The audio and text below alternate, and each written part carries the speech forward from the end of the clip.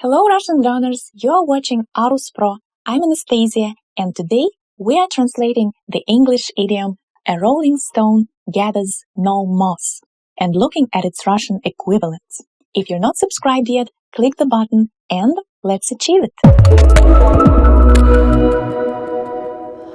As you know, in this series of videos, we are not only learning the Russian equivalents of popular English idioms, but we also learn the Russian language, the logic of it.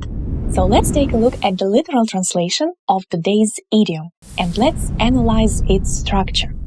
Катящийся камень мха не соберет. This is not the simplest sentence in terms of both pronunciation and sentence structure, but let me explain the role and meaning of each word here, and you will see that it's not as difficult as it seems. Let's look at the beginning of the sentence first. Катящийся камень. Камень, stone, is the subject of the sentence because it controls the ending of the verb. A stone gathers. It's doing an action in the sentence. You might say that it's not only gathering, but rolling. However, rolling here is more of a description word than a verb. It describes the noun stone. Which type of stone gathers no moss? A rolling stone. What normally serves as a descriptor of a noun? If you're thinking an adjective, you are correct. Sometimes some adjectives are derived from verbs, and then we call them participles. So, катящийся is derived from the verb катиться. This is a reflexive verb to roll itself or to roll on its own. Don't confuse it with кататься, to ride around. So that was a participle, an adjective derived from a verb. Now to the verb itself. From one of the previous episodes of this series, you know that to gather or to collect in Russian is собирать.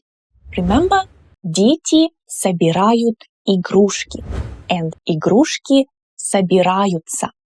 Here's the conjugation chart of the verb собирать in the present tense. You can see that the English gathers corresponds to the Russian собирает.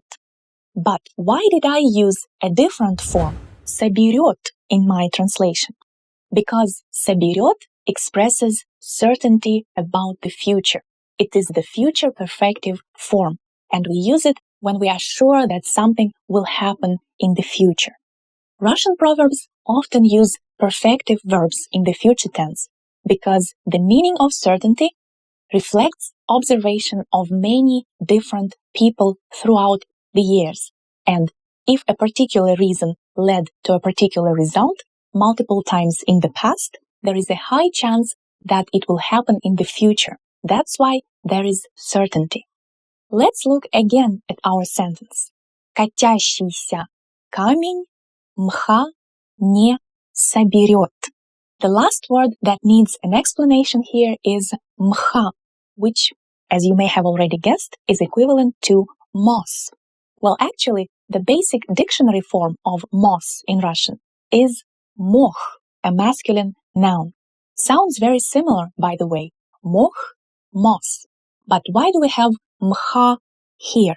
If you watched my lesson on the question word чего, you know that the ending a for masculine nouns denotes a partitive character, just a part of all the moss in the world. So what does this moss stand for? What is the metaphor behind it? According to the internet, there are two meanings of this proverb in English, the old one and the modern one. The old one says that a person who roams around the world is not going to obtain wealth, to build relationships, to create a family. So the moss here stands for the necessary possessions and roots that a person can develop only if he or she stays in one place most of the time. If we are talking about this meaning, the Russian equivalent will be the following. По свету ходить, добра не нажить.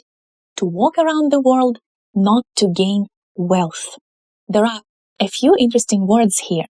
First of all, it's свет, which is normally translated as light, but has a more archaic and a more poetic meaning.